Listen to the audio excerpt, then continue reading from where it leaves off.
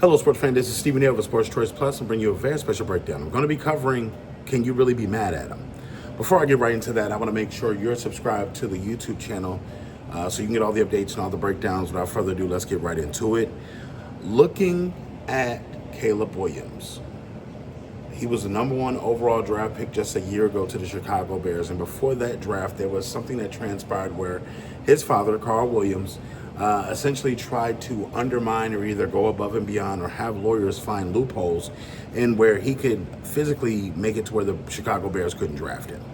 When you think about this, and this is going to be in the biography, American Kings, a story about a biography of the quarterback, it details a lot of the undertakings of what Caleb Williams and his father tried to do to avoid or evade being drafted #1 overall to the Bears and possibly figure out a way that they could go to the team that they wanted to.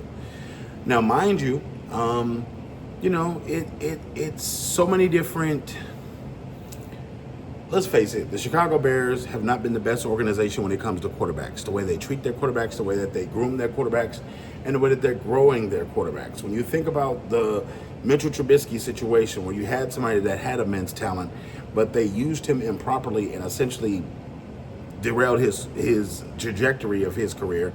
And you think about them not having good offensive lines. Traditionally, you think about them not really being surrounded with the best offensive weapons.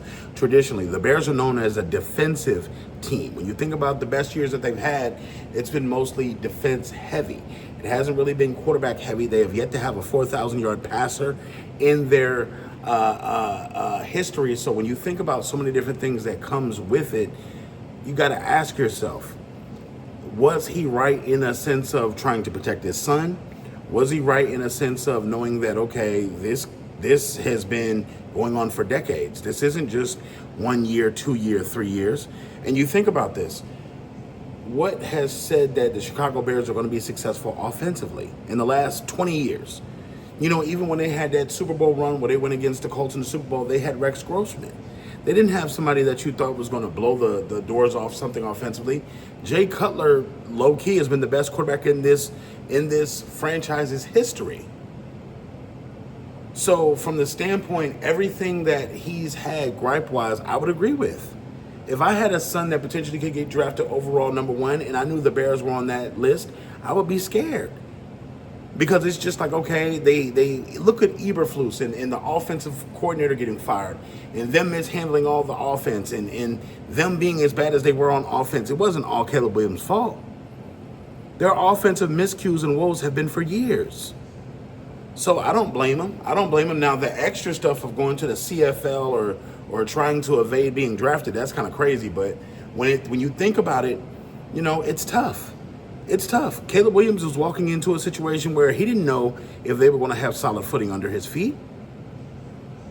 But I will say this, though, from the standpoint of where they are now, they've shown the choice to try to pour into the offense. They've shown through the draft, through free agency, through trying to make sure that they retain talent, they've shown that they're trying to. So now it's a little better situation. The current management, okay, they got mad. I mean, they got not mad.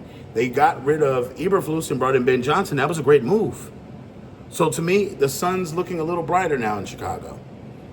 So, but to curtail it at the beginning, no, I wouldn't be mad. I wouldn't blame it as well.